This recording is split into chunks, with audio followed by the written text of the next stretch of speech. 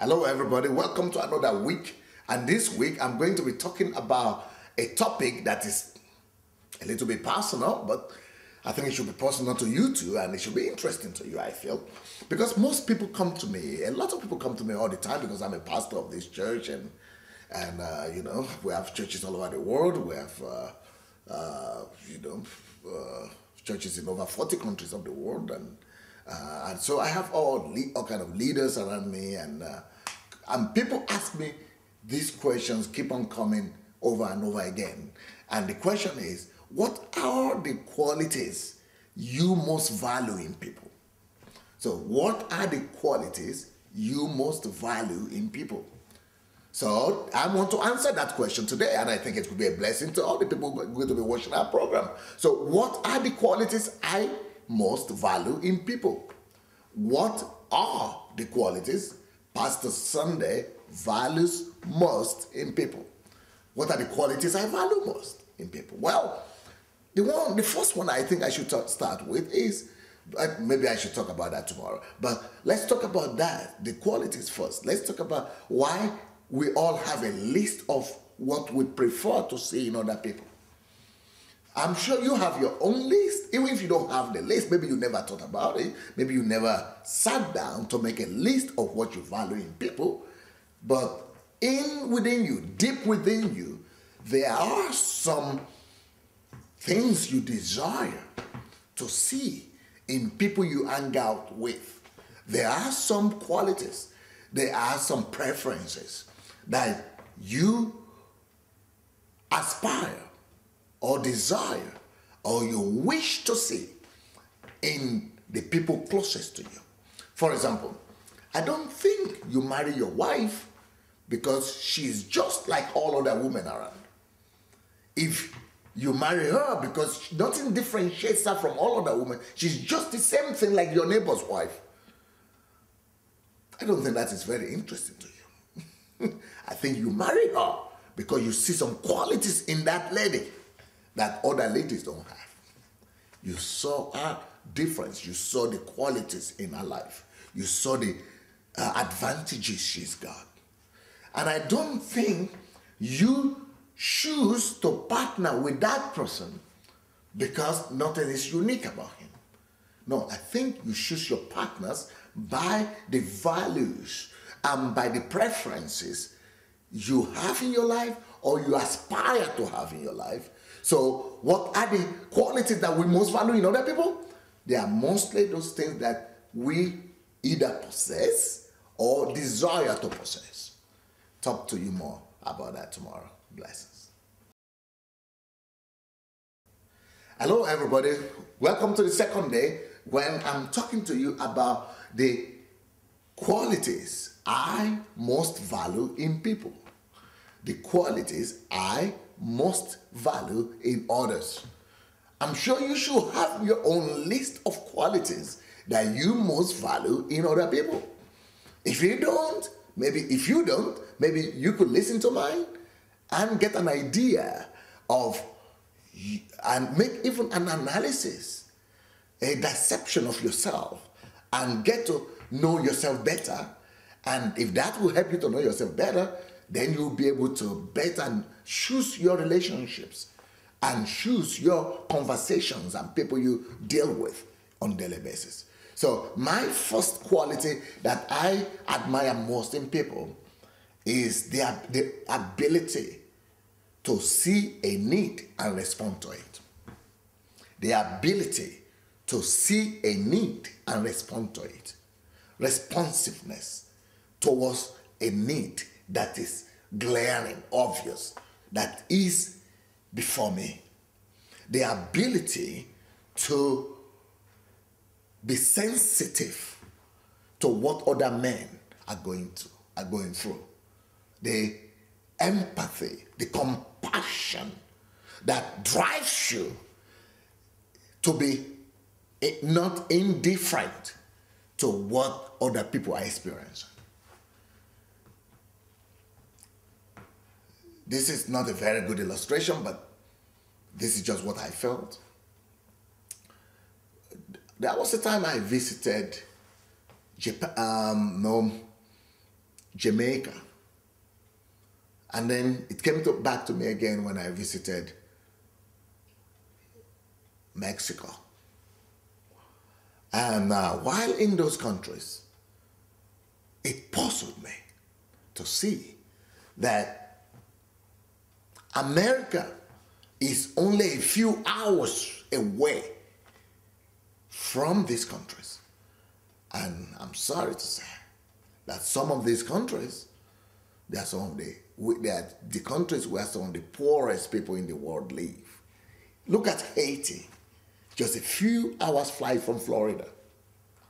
And it's the poorest nation in the world. I can't just understand why people live, why such a great nation like America is seeing the suffering of all these other nations nearby. And of course, Christians are doing their best, and other organizations, social organizations are doing their best. But I'm talking as a nation. But that's the difference in Europe. It's very difficult to see a poor country in Europe. Why? Because all the European countries, as soon as a country opens up, like former Soviet Union, Albania, they flood those countries with investments and with contributions. So you never see a poor country in Europe. Let's be compassionate people, and let's make the world a better place. Hello everybody, welcome to another day when I'm talking to you about the qualities I most value in people. The qualities I most value in people. Maybe you have your own list of the qualities you most value in people. My next quality that I most value in people is transparency, authenticity, trustworthiness. And transparency is a big thing to me. I value people who talk, who walk their talk. I value people who do what they say. I value it so much. It's one of the most treasured qualities that I look for in people. If I want to go out with somebody, if I want to be friendly with somebody, I want to be a partner with someone, if I want to raise up leaders around me, one of the first qualities that I look for is that person doesn't say one thing and do another the next moment. And that is not saying what is not thinking. I don't want to anger on someone that is thinking something and telling me another thing, and then going out from there and doing another thing. That's like what Jesus said. Let your yes be yes, and let your no be no. I like that genuineness of the heart, the transparency that makes somebody that when you see someone, you know what you say is what you got. Whatever he says is exactly what's going on within him. And whatever he's thinking, that's exactly what you are hearing. That is so precious to me. I value transparency. I value genuineness. And I hate with a passion hypocrisy and double-mindedness and double tongue and the people, trying to deceive others and creating one impression, while in reality they are totally different from who they are. Bible says, Jesus says, let your yes be yes, let your no be no. Anything above that is being evil. Anything above that is evil. That is, any attempt to give explanations, long explanations, any attempt to justify is all evil. If it is yes, let it be yes. If it is no, let it be no. Blessings. Hello everybody, this is another day. We are talking about the values or the qualities I most value in people. Do you have your own list now? What are the things you most value in people? Our philosophy of life, our principles of life upon which we have built our own lives, They normally dictate to us what we look for in other people. When it comes to Pastor Sunday, when it comes to me, one of the qualities that I really appreciate in people is an attitude of gratitude. Gratitude and thankfulness. You know what I think? I think if you are not grateful, you are not qualified for any blessing. An ungrateful person is not qualified to receive any blessing from God. Because if you are ungrateful, you will not just not be thankful, but besides that, you are going to abuse the person who is showing kindness to you. If you are not thankful, if you are not grateful for what people do to you or for you, you are going to come back to accuse that person that they are not doing enough for you. Or whatever they are doing for you, they're doing it out of their own self-interest. An ungrateful person is a dangerous person. Judas was an ungrateful person. Yeah, Judas, yes. Judas sold out Jesus because of lack of gratitude. Ungratefulness led him not to see the motives of Jesus. He was looking for the weaknesses of Jesus. Ungratefulness made him to forget where Jesus got him from. Ungratefulness made him to forget that he was nobody till he met Jesus. Ungrateful people, they are selfish people.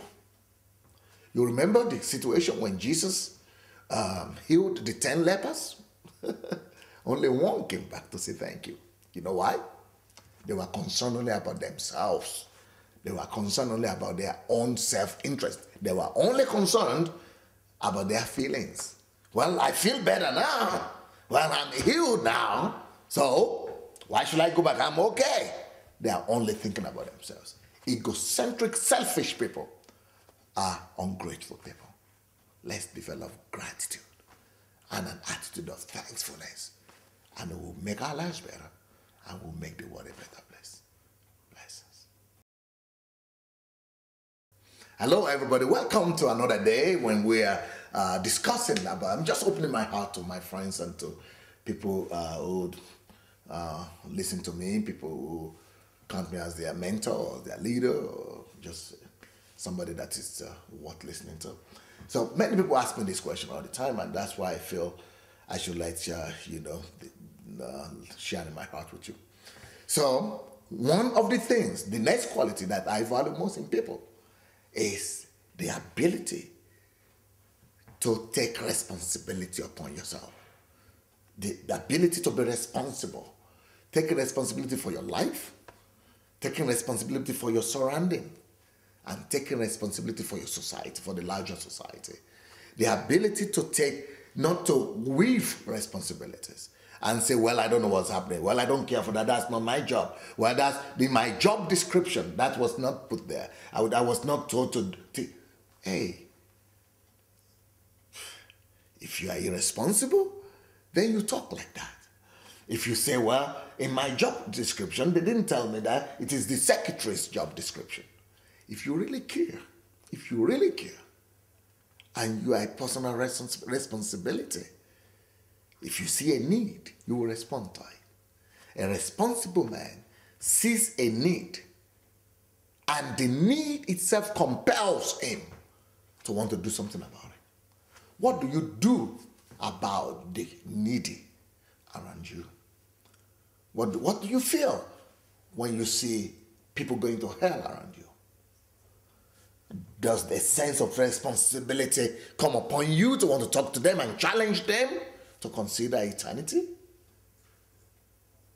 What do you feel when you go to Africa, or you sit in your bedroom, in your living room, and put on your TV and see the poor in Africa, in Ethiopia, in Mozambique and Somalia and other places, Somalia.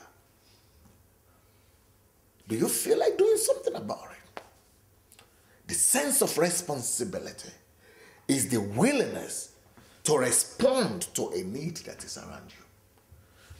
That's what Jesus was trying to tell us in the story of the Good Samaritan. Well, you know who passed by that man that was wounded and was lying down dying? The priest. The very person who was supposed to respond to that need. He passed by and never noticed. Maybe he noticed, but he had other priorities. Then the Levite saw the needy man and passed by. No sense of responsibility. But the Good Samaritan had his name cemented and erected in history, a monument and a statue through all ages was established in his behalf.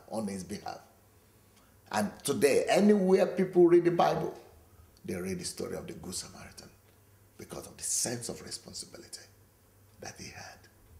Let us begin to take responsibility, not just for our lives and the lives of our family members, but for the needs of those around us and for the needs of the larger society and of our nations. God bless. Hello, everybody. Welcome to another day. Another day of grace, another day of joy, another day of victory. Well, this week is just when I'm opening my heart to my friends and to people who are interested in listening to my opinion about things. And people are asking, what are the qualities you most value in people? Well, one of the qualities I most value in people is the focus. Oh, I like being focused myself. I value focused people. If I see people who are focused, I'm ready to go to the moon with them. I am ready to take them to any height. If I see people who are focused, who are concentrated who are concentration on what they are doing, people who are concentration, high level of concentration, high concentration level, who are focused and pursue their goal, the willingness to pursue. If they are focused on pursuit of a given agenda, of a goal that is living, they are living not just anyhow, but they are living for a given goal, an objective. Oh, I love this kind of people. I love them. And you see, I love focus in the life of Jesus. When Jesus was on earth, he could have been distracted by a lot of all the successes he had. I mean, he had high level of dimension of high level of success. He had more healings than anybody else. He had more miracles than anybody else. He had more salvation than anybody else. But he was not distracted from the main focus and which from his main goal. And his main goal was to go to the cross, was to go to Jerusalem and give his life. He didn't allow all the things happening around him to distract him. And then when he was on the way there, even his closest people, his disciples, were trying to stop him from moving ahead to fulfill his calling and purpose. But Jesus will not be balked. He said, no, get away from me, Satan. I'm not going to be distracted. I'm going to focus on my goal. Then he was also faced with the reality of pain. And Jesus would not be balked. He would not allow pain to stop him or to shift his focus. So when he was in the Garden of Gethsemane, he was praying that God, even though his spirit was willing, but his flesh was weak, but he never lost that focus. Another wonderful story, about wonderful encouragement to me about focus is the story of Nehemiah. Nehemiah was so focused on building the walls of Jerusalem, on the assignment that God gave him, that even the distractions of the enemy, of the Sanballats, and will not bug him, will not stop him. He said even to the extent that he will hold in one hand the building materials to build, to continue building, and on the other hand, he will hold a weapon to fight off the enemies. Focus. That is focus, high level. And I love focused people. Well, blessings. Hello, everybody. Today is another day that we are continuing to talk about what Pastor Sunday value most in people, the qualities that I value most in people. And, this might be a blessing to you, but today is the last day. I've talked about a whole variety of things that I really love in people this week. If you want to get a list of them, just go from Monday to Sunday, to today, and you'll see those other lists that I've mentioned, I've spoken about today and before. But today, I want to talk about one of our qualities that I think is, for me, probably the most important. But I never knew it was as significant until I began to work with people as a pastor. This quality is the ability and the willingness to pay whatever price it takes to reach your goal. The willingness to pay whatever price, to sacrifice and pay whatever price necessary to reach your goal. Growing up in Africa, not too many people had opportunity to study, opportunity to live well, opportunity to improve their lives. And so in Nigeria at least, most people fight for that opportunity. Most people are willing to do anything just for them to give them an opportunity. I grew up in a village of 40 houses or huts, and that poverty was the order of the day. I never had shoes till I was 12 years old, and most of the time I never even had clothes to wear. We were all desperate. Not just me. I was just one of the regular poor guys in the city, but in this village. But everybody was willing to do anything, even just to eat. But when I got to Europe, I was so shocked, because I thought that if you could show a person what steps to take to improve their lives or to gain or acquire success, if you tell them, for you to become a millionaire, you need to do 1, 2, 3. Or for you to be successful, you need to do 1, 2, 3. Or for you to improve your life, you only need to do 1, 2, 3. If you could show somebody the pathway to success, that they will be successful.